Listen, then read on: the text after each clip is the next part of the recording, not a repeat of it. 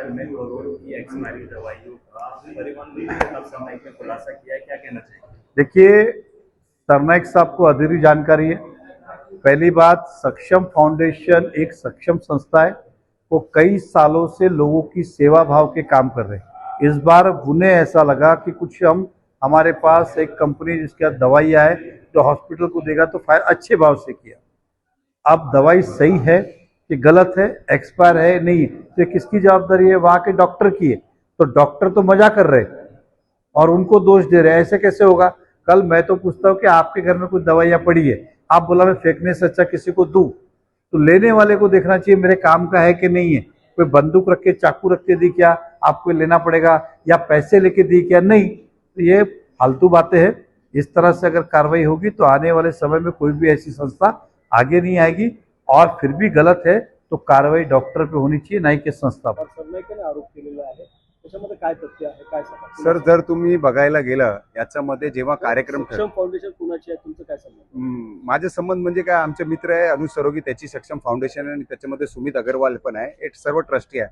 It's a educated trust which is been formed and which is been running from 2014. आज गेलेल्या 12 वर्षापासून ते लोक मीरा भाईंदर आणि भाईंदरचे बाहेरचे क्षेत्रामध्ये काम करत आहे. जर तुम्ही बघायला गेलं त्यांचे संस्थाचे काम काय आहे, तुमचे व्हिडिओ जर बघायला गेले, तुम्ही संस्थाच्या जर पेजवर बघितलं तर तुम्हाला माहिती पडेल. माझा एकच मत आहे, सरनाईक साहेब आज त्यांची जाग उकली की त्यांना असं माहिती पडला, तिथे दवा आली. आणि तुम्हाला सांगायला मला वाटतं 1080 बॉक्सेस वर डिलिवर्ड बाय सक्षम फाउंडेशन टू दी हॉस्पिटल.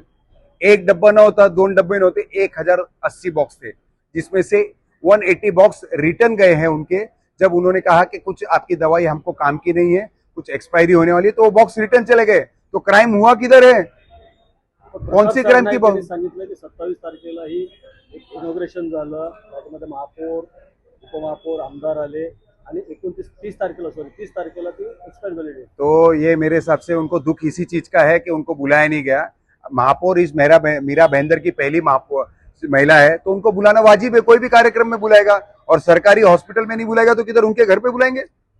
और एक्सपायरी, देखिए मैं क्या बोल रहा हूँ, डॉक्टर ने लेके आपको मंत्री साहब ने उधर सब बताया कि एक्सपायरी, पर एक भी डब्बा उनके पास नहीं था. कौन सा एक्सपायरी था? डेट उनका कौन आदमी उधर चिल्ला रहा था? ओम प्रकाश गाड़ोदिया. वो क्यों चिल्ला रहे थे? क्योंकि वो खुद उस कमिटी में है. उनका खुद का दवाई का बिजनेस है, जो उधर कितनी दवाई सप्लाई करते रहेंगे मालूम नहीं हमको.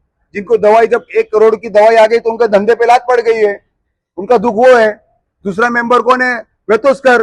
वो भी, उसके ऊपर भी कार्रवाई होनी चाहिए. जो उस कमेटी के मेंबर है जो हॉस्पिटल में, उनके ऊपर सबसे पहले कार्रवाई होनी चाहिए. हम भी यही चाहते हैं कि किसी ने फ्रॉड किया है तो सबसे पहले ओम प्रकाश गाड़ोदिया जी जो उस कार्यक्रम में मौजूद है, उनकी फोटो है, उनके ऊपर भी एफआईआर होनी चाहिए, क्योंकि वो बुके ले रहे उधर खड़े रह के. वेतोस्कर उन कमेटी में मेंबर है, उनके ऊपर भी एफआईआर होनी चाहिए. मेरा ये मानना है, जो उस कमेटी में, जिसमें गीता जैन जो कमिटी मेंबर बनाए, सबके ऊपर एफआईआर होनी चाहिए. ईशा पाटील, काय सांगशील की उद्या जो कार्यक्रम आहे PSL प्रकल्प, त्याच्यामध्ये युवा सेनेचा जो ज्याने आक्षेपार्ह व्हिडिओ केलेला नाही तो उपस्थित राहणार आहे, काय भूमिका असणार आहे? आपल्या माध्यमातून सांगू इच्छितो, त्यांचं नाव सरदार गुरजीत सिंग असं त्यांचं नाव आहे. ते अध्यक्ष आहेत. तर त्यांना मी माहिती देऊ इच्छितो की आम्ही भारतीय जनता पार्टीचे नगरसेवक, नंतर पहिला भारतीय जनता पार्टीचे आम्ही युवाचे पदाधिकारी आहेत, कार्यकर्ते आहेत. जर ते आम्हाला चॅलेंज द्यायला इथे येत असतील आणि आमच्या नेत्याबद्दल ते ज्यांनी गेल्या काही दिवसापूर्वी जे आक्षेपार्ह व्हिडिओ बनवलेत, आणि जे त्यांना असं वाटत असेल मीरा भाईंदर येऊन मध्ये त्यांना त्यांची पावर दाखवायचं ते करत असतील, तर त्यांनी एकदा ताकद बघावी की भारतीय जनता पार्टी कार्यकर्त्यांचे जे युवा कार्यकर्ते आहेत, महिला आहेत आणि सर्व सेना आहेत, त्यांची एकदा ताकद बघायची असेल तर त्यांनी नक्की मीरा भाईंदरमध्ये यावं. आम्ही त्यांचं मोस्ट वेलकम आहेत.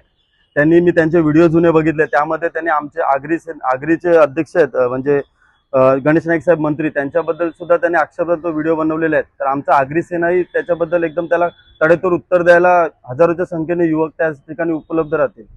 काय नेमकं बघायला मिळेल आज? काय बघायला मिळेल? त्यांनी येऊन दाखवावं. आम्हाला माहितीनुसार की तो तिथे येणार आहे, त्याला प्रमुख पाहुणे म्हणून बोलवत आहेत, का बोलवत आहेत ते आम्हाला सुद्धा माहिती आहे.